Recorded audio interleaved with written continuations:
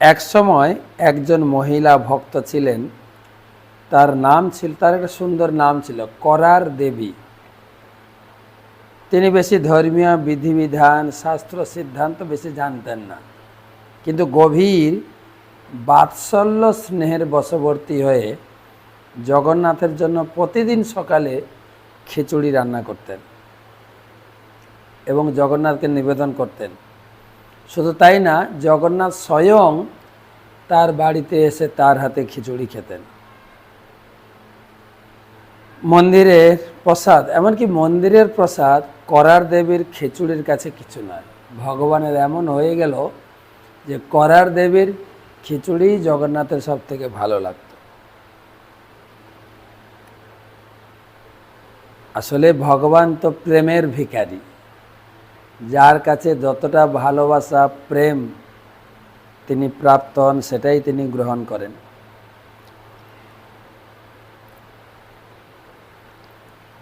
প্রতিদিন আসতেন, আর শীঘ্র করমা, এই করমা করতে করতে খিচুড়ি রান্না করমা থেকে হয়ে যায় করমা দেবী বা করার দেবী বলতেন।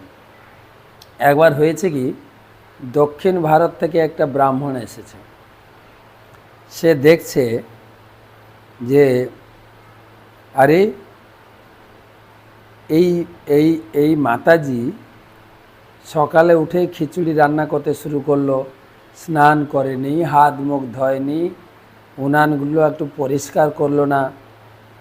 এটা কি করে সম্ভব যে ভগবানের জন্য এইরকম রান্না করা? দক্ষিণ ভারতের বৈষ্ণবতা একটু নিয়ম নিষ্ঠা বেশি পালন করে। তো সুতরাং পরের দিন সকালে সে সাধুটি করমাকে নির্দেশ দেওয়া শুরু করেছেন। সকালে উঠে স্নান করবে, তারপরে কাপড় চোপড় চেঞ্জ করবে, তারপরে উনান পরিষ্কার করবে, শুদ্ধ মনে শুদ্ধ চিত্তে ভগবানের জন্য খিচুড়ি রান্না করবেন। তো পরের দিন রীতিমতো জগন্নাথ এসেছেন খেতে খিচুড়ি। করার বাই স্নান করছেন, জগন্নাথ ঘুরে চলে গেলেন। আবার জগন্নাথ এলেন, তখন দেখছে যে তিনি সেই ব্রাহ্মণ বৈষ্ণব করার মাইকে নির্দেশ দিচ্ছেন, এটা করো ওটা করো। জগন্নাথ ঘুরে চলে গেলেন। কিছুক্ষণ পরে জগন্নাথ আবার এসছেন, তখন দেখি কিচেন পরিষ্কার করছেন।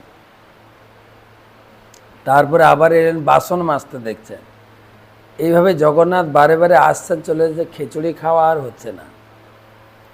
জগন্নাথ একদম চোখ বড় বড় করে সাধুর দিকে তাকাচ্ছে। অবশেষে খিচুড়ি প্রস্তুত হয়ে গেল, ঠিকই অনেক দেরি হয়ে গেছিল। আর জগন্নাথকে ভোজন করতে দিয়েছেন করার ভাই। জগন্নাথ বসে খিচুড়ি খাচ্ছেন। হঠাৎ মন্দিরে ঘন্টা বেজেছে যে ভগবানের আরতি হবে, আর ভগবান এই অবস্থায় ছুটে ছুটে গিয়ে মন্দিরে হাজির হয়েছে, আর জগন্নাথের মুখে খিচুড়ি লেগেছিল। পূজারী অবাক হয়ে গেছেন, আরে সকালেই ভগবানকে জাগালাম, এখন আরতি করব, প্রভুর মুখে খিচুড়ি লেগে আছে, কি ব্যাপার? প্রভু কি কোথায় খিচুড়ি খেয়ে এলেন নাকি? প্রভু চরণে পড়েছেন, প্রভু দয়া করে এই রহস্য আপনি উন্মোচন করুন, আপনার মুখে খিচুড়ি কোথা থেকে এলো? জগন্নাথ উত্তর দিচ্ছেন যে আমার একজন ভক্ত আছে, আমাকে ছেলের মতো ভালোবাসে এবং সুন্দর খিচুড়ি রান্না করে খাওয়ায়। তার ভক্তিতে বশ হয়ে, তার ভক্তির টানে আমি প্রতিদিন চলে যাই তার কাছে খিচুড়ি খেতে। কিন্তু এটা হচ্ছে আমার আসল রূপ। ভক্তি ভরে যে আমাকে খেতে ডাকে আমি সেখানে উপস্থিত হই।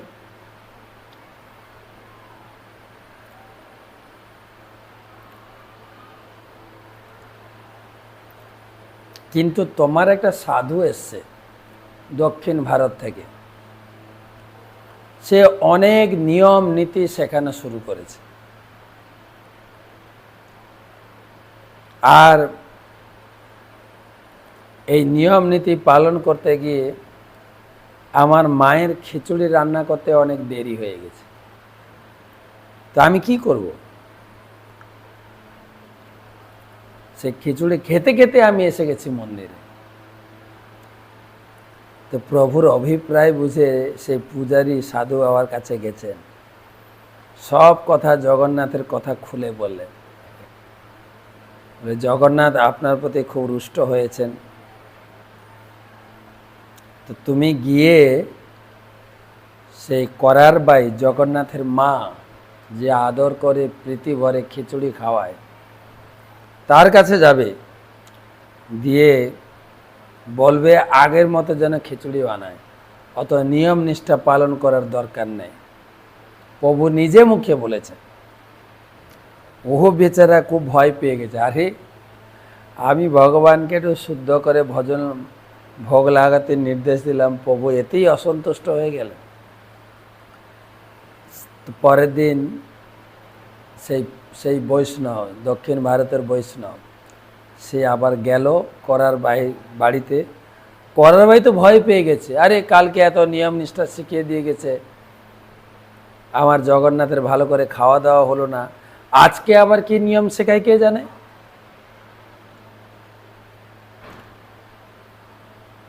কিন্তু সাধু তাকে বললেন, মাতাজি আপনি ভগবানকে ভক্তের দ্বারা প্রেমের দ্বারা বশ করেছেন। জগন্নাথ আপনার হাতে ওইভাবে খিচুড়ি খেতে যায় আগে যেভাবে আপনি রান্না করেছেন। আমি অনেক নিয়ম নিষ্ঠা আপনাকে বলে ফেলেছি, সেই নিয়ম নিষ্ঠাগুলো আমার জন্য, আপনার জন্য না। আপনি আপনার ভক্তি ভালোবাসা দিয়ে জগন্নাথকে জয় করে ফেলেছেন। আপনি যেরকম আগে তৃপ্তি করে প্রভুকে খিচুড়ি খাওয়াতেন ওই রকমই রান্না করবেন। আর মাতাজি খুব খুশি হয়ে গেছে। তারপরে তখন সেই করার বাই সে বলল, ঠিক আছে আমি খিচুড়ি রান্না করে প্রভুকে খাওয়াবো, আপনি আজকে একটু আমার বাড়িতে প্রসাদ পান। সে সাধু বাবা কর্মার হাতে জগন্নাথের খিচুড়ি ভোগ প্রসাদ পেলেন। তো সে সাধু বাবা বলছেন, আমি জীবনে অনেক জায়গায় ভগবানের প্রসাদ পেয়েছি, কিন্তু আপনার যে এই রান্না খিচুড়ি প্রসাদ আমি জীবনে এরকম আস্বাদ লাভ করিনি। ধন্য মাতাজি, আপনি ভগবানের পরম ভক্ত, ভগবানকে আপনার ভক্তি প্রেম দিয়ে বশ করেছেন। গীতায় ভগবান বলেছেন, ভক্তিয়া মাম অভিজানাতি যাবান যস্যাস্মি তত্তত তক্তা দেহং পুনর্জন্ম নৈতি মামেতি সহর্জুন।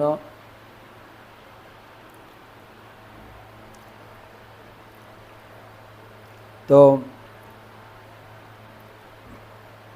গীতায় ভগবান নিজে বলেছেন, ভক্তির দ্বারা আমি বশ, যেরকম মহাভারতেও পাওয়া যায়। যখন যুধিষ্ঠির মহারাজ ভগবান কৃষ্ণকে শান্তির দূত হয়ে সে হস্তিনাপুরে পাঠালেন, যে আমরা যুদ্ধ চাই না, ভাই ভাই যুদ্ধ হবে, আত্মীয় স্বজন হত্যা হবে, তার থেকে আমাদের 5 ভাইয়ের জন্য 5টা গ্রাম দেওয়া হোক এবং বাকি পুরো সাম্রাজ্য দুর্যোধন ভোগ করুক। দুর্যোধন খবর পেয়েছেন কৃষ্ণ যুধিষ্ঠিরের পক্ষ থেকে দূত হয়ে আসছে। দুর্যোধন মনে করলেন এই কৃষ্ণ খেতে ভালোবাসে, তাকে রাজভোগ খাইয়ে আমরা আমাদের দলে তাকে আবদ্ধ করে নেব, জয় করে নেব। রাজভোগ বানিয়েছে, সোনার থালাতে রাজভোগ। কৃষ্ণ সেই হস্তিনাপুরের সভাতে স্টেজে উঠে প্রস্তাব রাখলেন, মহারাজ যুধিষ্ঠির তিনি যুদ্ধ চান না, শান্তি চান, তাদেরকে 5টা গ্রাম দেহ আর পুরো পৃথিবী আপনারা ভোগ করুন। তো তখন দুর্যোধন বলে উঠলেন, বিনা যুদ্ধে নাহি দেব সুচাগ্র মেদিনী, আমি ছুঁচে রাখায় যতটুকু মাটি ততটুকুও মাটি ছাড়ব না যুদ্ধ না করে।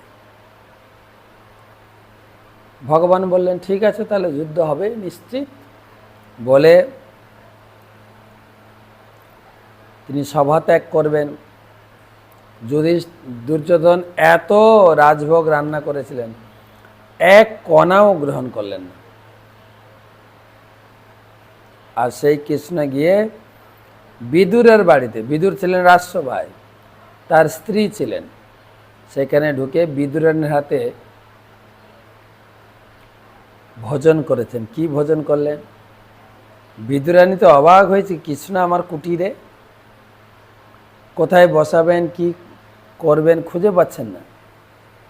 4-5 জায়গায় চেঞ্জ করেছে, কৃষ্ণ তুমি এখানে বসো, না না এই জায়গাটা অপরিষ্কার, এখানে বসো, না না এটা ভালো না, এখানে বসো। মানে বিহল হয়ে গেছেন কৃষ্ণকে দেখে, কোথায় বসাবেন। লাস্টে এক জায়গায় বসে কৃষ্ণ বলছেন, আন্টি খাওয়াবে না কিছু? হ্যাঁ হ্যাঁ খাওয়াবো। আন্টি ভুলেই গেছেন, কৃষ্ণের মুখের দিকে হাঁ করে তাকিয়ে আছে। ঘরে ছিল কলা, 1 ফালি কলা, কলা নিয়ে এসছেন। কৃষ্ণের দিকে অভিভূত হয়ে তাকিয়ে কলা ছাড়িয়ে ছাড়িয়ে খাওয়াবেন, কলাটা নিচে পড়ে যাচ্ছে, ছিবড়া খাওয়াচ্ছে। আর কৃষ্ণ আন্টির মুখের দিকে তাকিয়ে ছিবড়া খাচ্ছে। আর এই সময় বিদুর এসে পৌঁছে গেছে। বুঝে, হায় হায় হায় তুমি কি করছো? প্রভুকে কলা ফেলে দিয়ে ছিবড়া খাওয়াচ্ছ।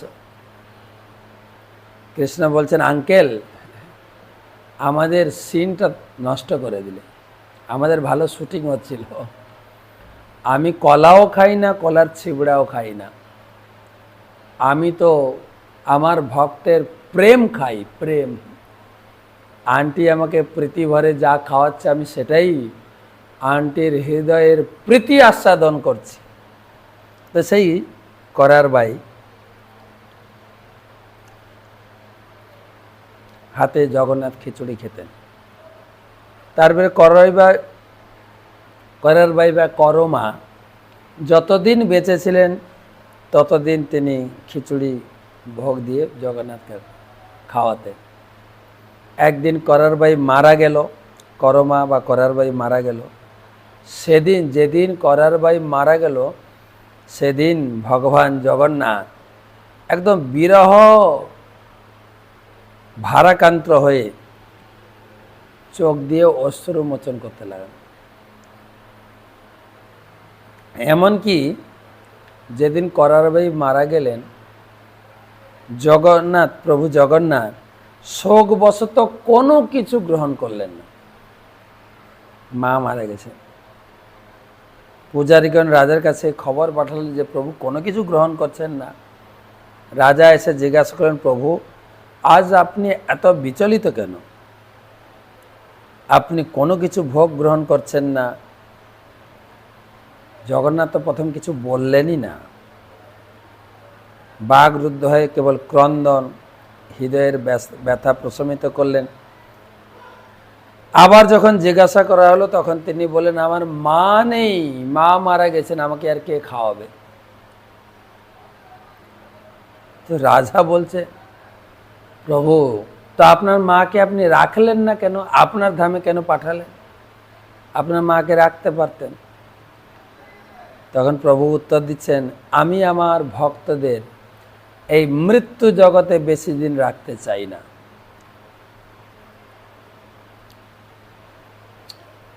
তখন রাজা বললেন, ঠিক আছে প্রভু, আমরা তো করার বাইর মতো এত বড় ভক্তিমান নই,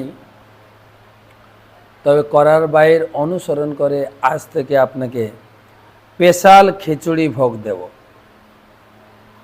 সেখান থেকে খিচুড়ি, ভগবানের 56 ভোগের সঙ্গে খিচুড়ি যোগ হয়ে গেল। আর একদিন আপনার নিম পাতা বাটা খাওয়ার কথা বলবো, লান্ডি মাতা। তো এই হচ্ছে জগন্নাথের খিচুড়ি ভোগ শুরু হলো। করার বাই বা করমা।